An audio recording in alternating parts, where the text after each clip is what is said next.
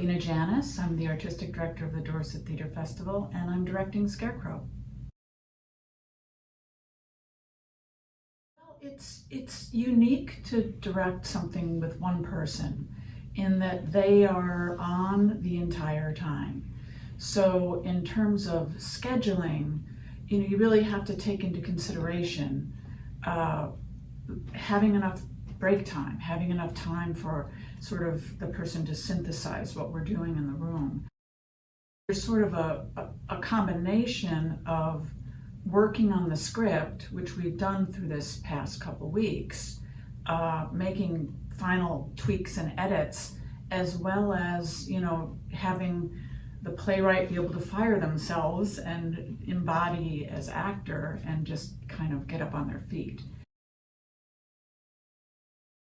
In particular began kind of as a series of individual essays, if you will, or sections that she began to write, and then we realized, oh, well, this is really a whole story and this is a play.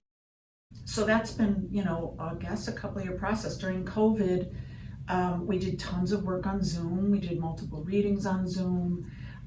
Last summer, we heroically staged this in an actual meadow at Southern Vermont Arts Center, which was really fabulous and seemed fitting because the play is, vernacular is farming and farmland. But it's really been great to get it back into a theater.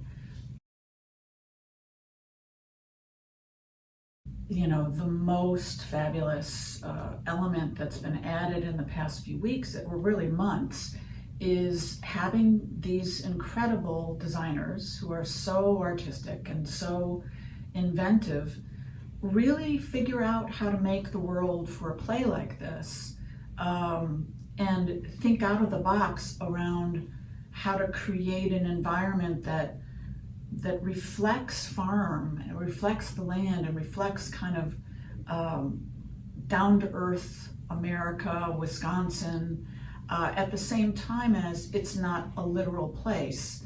It's we get a sense of kitchen, we get a sense of farmland, we get a sense of dirt, but we're really creating, or they have created, this really beautiful world that is really more in the character's mind and clearly in the theater with the audience. It is absolutely something that celebrates who we love in our lives.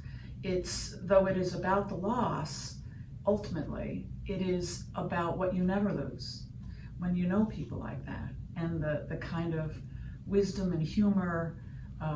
For me also, I have to say that I think Vermont, and I come from a family from Kentucky of people who are really rural, and Vermont has a long tradition of people living here very much like the farm family that this is about.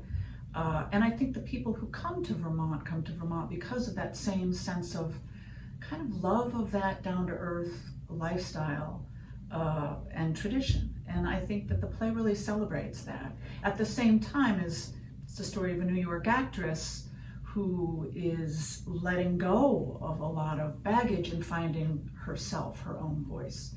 So I think that's also a very big part of what makes it extremely compelling and actually very inspiring.